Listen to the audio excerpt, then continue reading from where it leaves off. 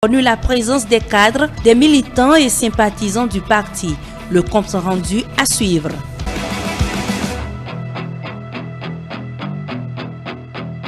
Démarré le 4 septembre sur toute l'étendue du territoire national, l'opération de la distribution des attestations du baccalauréat a pris fin ce jour. Vous suivrez dans ce journal le constat fait à Parakou, au lycée Mathieu Bouquet, où les bacheliers se sont rendus massivement afin d'être en possession de leur précieux sésame.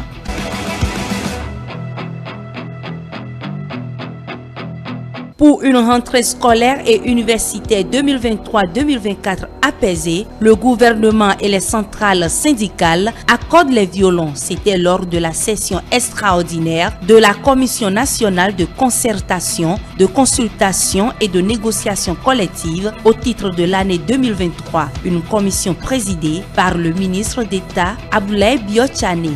Les détails à suivre.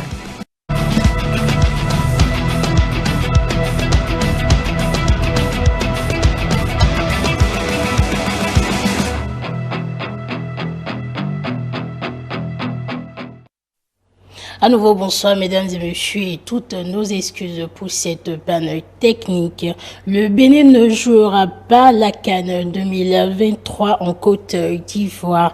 La Mozambique a battu le Bénin 3-2 ce samedi à Maputo. L'équipe mozambicaine, évidemment, décroche sa qualification pour la CAN 2023, une première pour cette équipe depuis 2010. Et on parle à présent du congrès extraordinaire du Parti Bloc républicain. Ce conclave est un moment pour les cadres et autres responsables du dit parti de se remobiliser, mais surtout de se pencher sur plusieurs décisions prises lors de la dernière réunion du 3 juin 2002. Également, au cours de cette occasion de restitution, Abdoulaye Biotchane est élu président du Bloc républicain. On suit ce compte rendu avec Mathieu Boko, Edouard Capo et Melvin Achabi. Des centaines de militants du Bloc républicain réunis à la salle bleue du Palais des Congrès. C'est un rassemblement de grande envergure qui a pour objectif de réunir tous les membres du parti autour d'une même vision. C'est un motif d'assurance que notre parti aborde une nouvelle saison politique. Et je suis heureux et fier de ce que chacun de nous a pu accomplir au cours des semaines passées. Fier pour notre engagement politique à tous, fier pour le sens de responsabilité et fier pour le nouvel élan que nous prenons ensemble ce jour, samedi 9 septembre 2023. Plusieurs réformes ont été mises en place pour améliorer la gestion et l'organisation du parti. Ces réformes concernent les élections internes et la consolidation des instances dirigeantes. Le bureau politique est le laboratoire national du parti d'où se prennent les décisions. Cela exige de chaque membre un certain nombre de valeurs morales et sociales. Et je veux nous inviter à un travail d'équipe pour impacter la dynamique qui se crée à la base. Les nouveaux défis du parti nous demandent de redoubler d'efforts sur le terrain. Et j'ai l'intime conviction que nous mesurons tous la grandeur et l'étendue de notre responsabilité. Mettons surtout la discipline au service de cet engagement et de notre ingéniosité à tous. C'est pour ça que dès maintenant, j'invite tout le monde au travail, oui, au travail acharné. Nous n'avons pas le droit de trahir la confiance qui est faite, qui est investie en nous aujourd'hui. C'est donc une occasion pour les membres à divers niveaux de renforcer leur engagement et leur adhésion aux idéaux du parti, mais surtout de réaffirmer leur soutien indéfectible au président de la République. Réaffirmons notre soutien sans faille à M.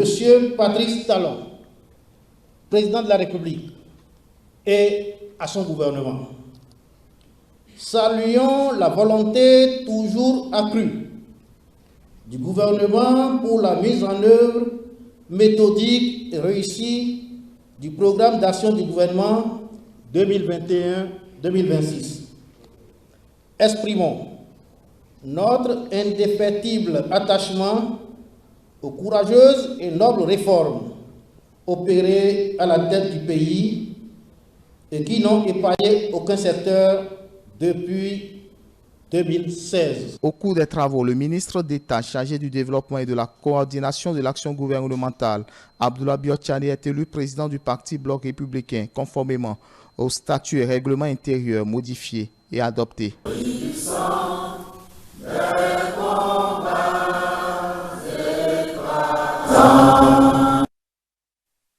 Et à la fin de ce congrès, quelques militants et sympathisants expriment ici leur fierté et gratitude face aux décisions prises et le choix porté sur la première personnalité du parti Bloc républicain.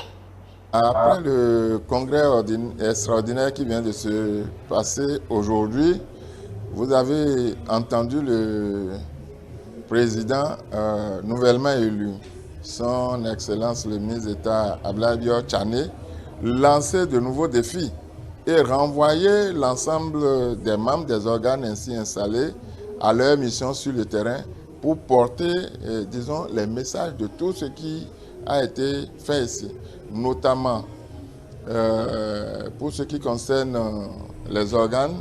Nous avons élargi les organes en faisant en sorte que l'ensemble du territoire national soit présent au sein de chaque organe. Innovation qui vraiment, moi particulièrement, me fait beaucoup plaisir parce que les femmes sont celles qui animent beaucoup plus la vie politique et souvent elles ne se retrouvent pas régulièrement dans les instances avec plus de femmes BR à l'Assemblée nationale et plus de femmes BR maires et pourquoi pas présidente de la République. Je pense que la chose ne se laisse plus compter. Il y a eu de nouvelles instances, en tout cas une qui est très importante. Nous avons connu donc la naissance d'une nouvelle instance qui est très très importante pour le parti. Donc aujourd'hui nous avons un bureau politique assez ouvert avec des jeunes, des femmes de tous horizons. C'est tout le Bénin qui est représenté justement dans ce bureau politique. C'est ainsi que nous l'avons souhaité. Je pense que le comité d'organisation a mis le paquet pour que cela se passe dans de très bonnes conditions. Et nous avons mis sur pied donc, le bureau politique, dirigé désormais par un président, le ministre d'État Abdoulaye Biotchane, et toute une équipe dynamique et engagée autour de lui.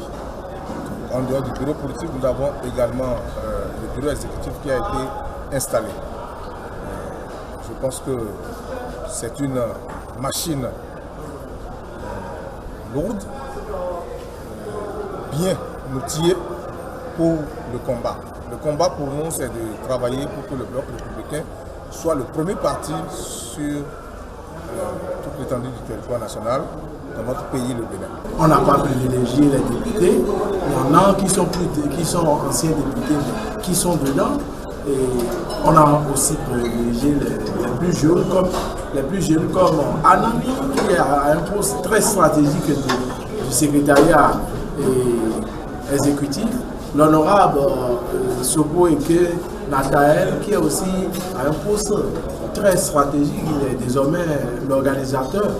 Donc, nous avons plus d'espoir que le Bloc républicain vient de démontrer encore une fois de plus que c'est le parti de la jeunesse. Et parlons toujours de ce congrès extraordinaire du Parti Bloc républicain. Nous recevrons en fin de cette édition Noum Bida, il est coordonnateur national de l'organisation des jeunes du Bloc républicain, qui nous donnera plus de précisions sur ce conclave. La session extraordinaire de la Commission nationale de concertation, de consultation et de négociation collective au titre de l'année 2023 a lieu ce vendredi 8 septembre 2023 à Cotonou. Au menu donc de cette importante rencontre, la préparation de la rentrée scolaire 2023-2024. La séance a donc été présidée par le ministre d'État Abdoulaye Biotchane. Diligence faite dans le cadre de la préparation de la rentrée scolaire et universitaire 2023-2024 au cœur de cette session extraordinaire de la Commission nationale de concertation, de consultation et de négociation collective au titre de l'année 2023. À l'ouverture des travaux, le ministre Abdoulaye Biotchane précise l'objectif de cette rencontre d'échange tout en saluant l'implication des acteurs à tous les niveaux pour une rentrée scolaire et universitaire réussie. Ces réformes et le caractère inclusif et participatif de leur mise en œuvre ont permis d'obtenir de meilleurs rendements progressivement et une belle performance du système éducatif béninois dans son ensemble. Les forts taux de réussite des candidats aux divers examens de fin d'année 2022-2023 en sont une parfaite illustration. Ce succès est bien évidemment à l'actif de tous et bien sûr de tous les acteurs du système éducatif. C'est pourquoi je ne m'en voudrais de ne pas exprimer ici la reconnaissance et la gratitude du gouvernement à votre endroit, chers partenaires sociaux, pour votre sens élevé de responsabilité et votre ouverture d'esprit pour un dialogue social constructif. Au cours de cette séance, la parole est donnée respectivement aux différents ministres en charge de l'éducation pour faire le point des dispositions prises au plan organisationnel, matériel, administratif et financier pour une bonne rentrée. La préparation est bien avancée, aussi bien pour la mise en place des moyens, les affectations des enseignants, que pour les dispositions concernant les subventions qui doivent être accordées aux différents établissements d'enseignement. Pour ce qui concerne les AME, l'avance exceptionnelle d'un mois de salaire qui a été accordé par le gouvernement l'année dernière et qui est renouvelée cette année encore pour leur permettre donc d'aborder la rentrée sans difficulté majeure. Après des échanges faits de commentaires, d'observations et de questions, plusieurs constats sont effectués. La rentrée, le premier constat qu'on doit faire, c'est que le gouvernement n'a pas tenu sa promesse par rapport au reversement, au recrutement des enseignants, surtout au reversement des aspirants au métier d'enseignant. Les AME devaient être reversés pendant ces vacances et ils reviendraient pour la plupart comme contractuels. C'est maintenant qu'on nous dit que les dispositions sont toujours en train d'être prises et qu'on doit amener les trucs en conseil des ministres. On ne sait pas qu'est-ce qui va être fait. Or, les AME constituent aujourd'hui l'essentiel du système éducatif au niveau du primaire et du secondaire. La grosse revendication, c'est d'abord le reversement des AME. C'est eux aujourd'hui qui constituent la jeunesse, c'est la jeunesse. Et c'est eux qui s'occupent des enfants du pays. Les enseignants qu'on a mis en formation et qu'on n'entretient pas. Les enseignants du secondaire, nous avons demandé que la question soit revue. Leurs frais d'entretien, de transport et d'hébergement, on n'a qu'à revoir. Au lieu de dire les tests n'ont pas prévu, on peut améliorer les tests et pouvoir corriger ça. Il faut noter que l'avance d'un mois de salaire à payer aux AME, accordée l'année dernière, est renouvelée une fois encore pour leur permettre d'effectuer dans de bonnes conditions la rentrée 2023-2024. Fin de la distribution des attestations de baccalauréat aux nouveaux bacheliers à Parakou. C'est le lycée Mathieu Bouquet qui est l'unique centre dans le département. Les bacheliers se sont donc rendus massivement afin d'être en possession de cette pièce importante dans la suite de leur cursus universitaire. On suit cet élément que nous proposent Gani Raimi et Boris Harrison. À quelques heures de la clôture de distribution des attestations aux bacheliers, ces derniers effectuent le déplacement au lycée Mathieu Bouquet de Parakou pour le retrait de cette pièce majeure. Après avoir rempli les différentes formalités, ils passent au retrait de leur attestation. Quelques-uns nous livrent leurs impressions et la suite de leur cursus. Je viens de récupérer mon attestation du bac. J'ai passé au bac A2. Je suis très content parce que Dieu m'a fait grâce. Et aujourd'hui, j'ai récupéré mon attestation. Je suis très content. J'ai choisi sociaux en premier lieu. Et géographie et aussi espagnol.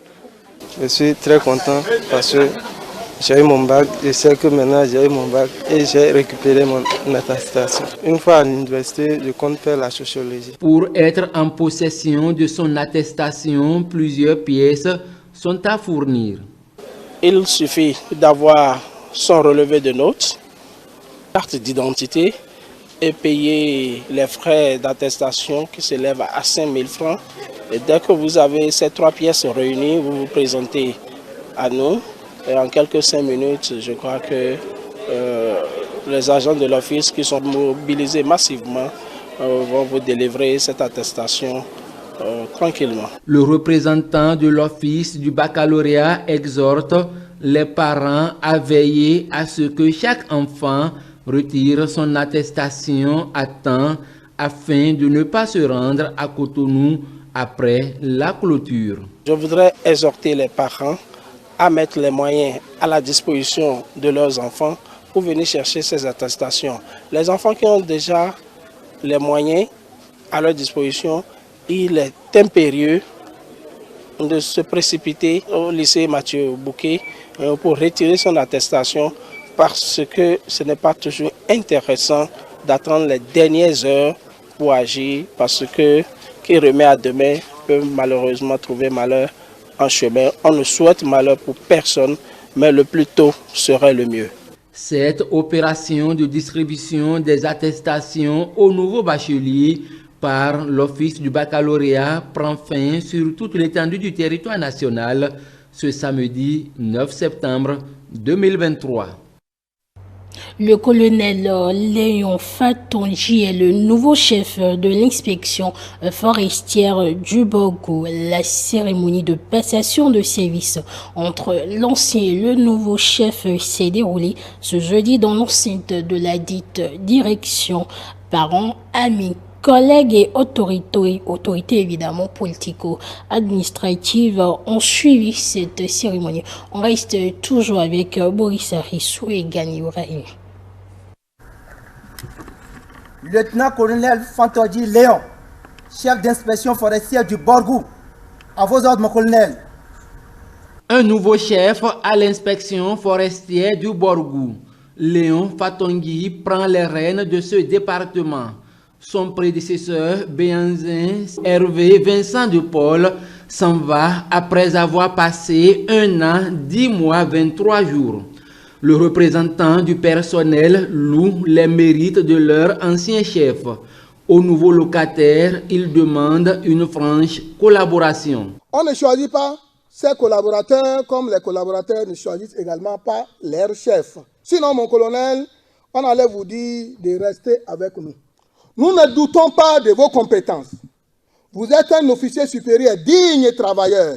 Aidez-nous à vous aider à réussir votre mission que le directeur général des eaux, forêts et chasses a bien sûr vous confié. Le chef de l'inspection sortant remercie ses collaborateurs pour leur soutien dans l'accomplissement de sa mission. Un grand merci pour votre franche et sincère collaboration, tout en vous souhaitant une bonne continuation dans vos projets aussi bien personnels que professionnels.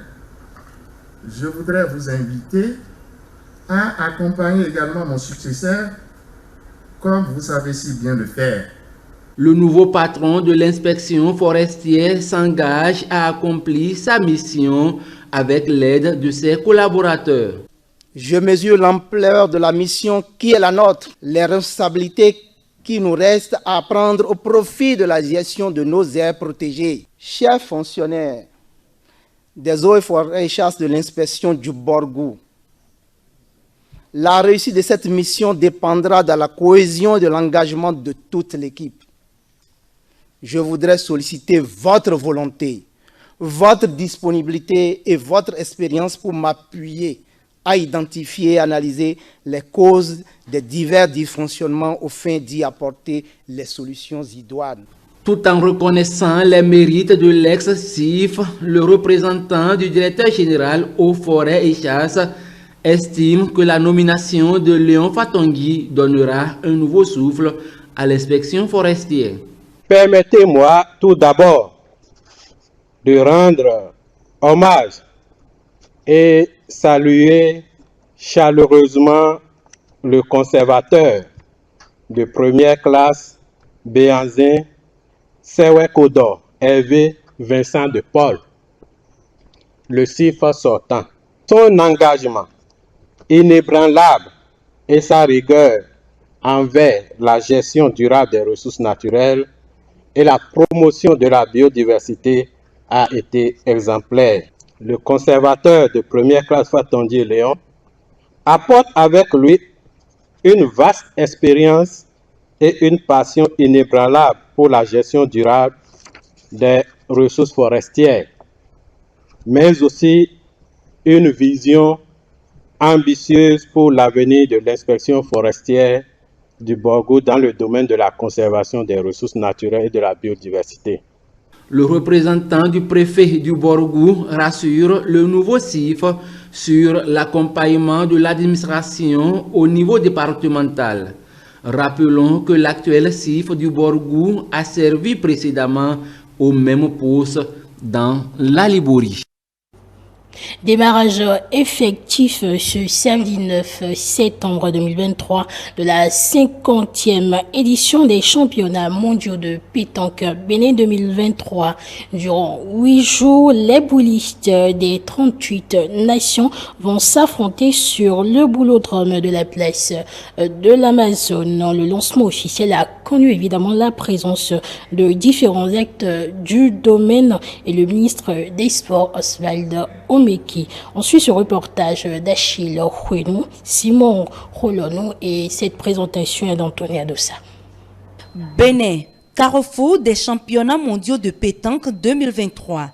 À la place de l'Amazone, tout est fin prêt pour le démarrage officiel des hostilités. Ici, les 38 nations sélectionnées sont représentées pour prendre part à cette grande messe sportive assez exceptionnelle.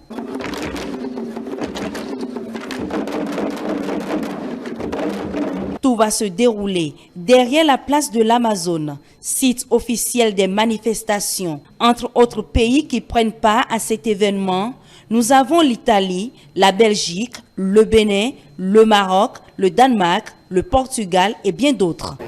Toutes les installations matérielles et organisationnelles pour accueillir la présente 50e édition des championnats mondiaux de pétanque de septembre 2023. En un mot, impossible n'est pas béninois. Claude Azéma, mon cher ami, président de la Fédération internationale de pétanque et jeux provençal et président de la Fédération mondiale des sports boules, m'a soufflé quelque chose à l'oreille, discrètement. Moi-même, je vous le dis discrètement. Il m'a dit, Monsieur le Président, c'est du jamais vu. Moi, j'aurais que 2 mots très rapides. Ici, c'est magnifique, formidable. Quand on a vu le site avec Carrel au mois d'avril, fin avril, c'était inimaginable de voir ce que l'on voit aujourd'hui. Je ne sais pas s'il y a un autre pays où en 4 mois, on peut réussir cette installation, ce tour de force, d'installer. Jusqu'au 17 septembre, le public va vivre d'intenses moments de sport boule. Plusieurs catégories sont prévues pour les qualifications. Il s'agit des doublettes dames, doublettes hommes, individuelles dames, individuelles hommes, doublettes miss, etc. C'est avec une fierté assumée et l'humilité qui caractérise notre action au niveau du gouvernement que je voudrais, au nom du président de la République, de l'ensemble de son gouvernement et de tout le peuple béninois, souhaiter la bienvenue à toutes les délégations ici présentes. Monsieur le Président de la Fédération internationale de pétanque et jeux provençal, vous nous avez fait confiance et je vous avais dit que le Bénin tiendra ses engagements. Voici venu pour vous le moment de prouver À ceux qui, dans votre comité exécutif, ont douté de notre capacité à faire les choses, que sur cette terre africaine, sur ce beau continent, il y a un pays qui est en train de réaliser son miracle de développement et de modernisation. Tout en procédant au lancement des travaux, le président de la Confédération africaine Sport Boule exhorte toutes les nations présentes à plus de responsabilités et fair play. En actualité, mesdames et messieurs, plus d'une centaine de morts enregistrés dans un séisme dans la nuit de ce vendredi au samedi au Maroc. De nombreux dégâts sont recensés dans le sud du pays. Il s'agit du plus puissant tremblement de terre dans le pays. Selon les médias locaux, au moins 1037 personnes sont mortes et 1024 blessés. Plus de précisions dans nos prochaines éditions. Et juste après moi, vous retrouvez dans l'invité François-Xavier Noumon qui reçoit le coordonnateur national de l'organisation des jeunes du bloc républicain Noum Bida qui donnera plus de précisions sur ce congrès extraordinaire du parti bloc républicain tenu ce jour.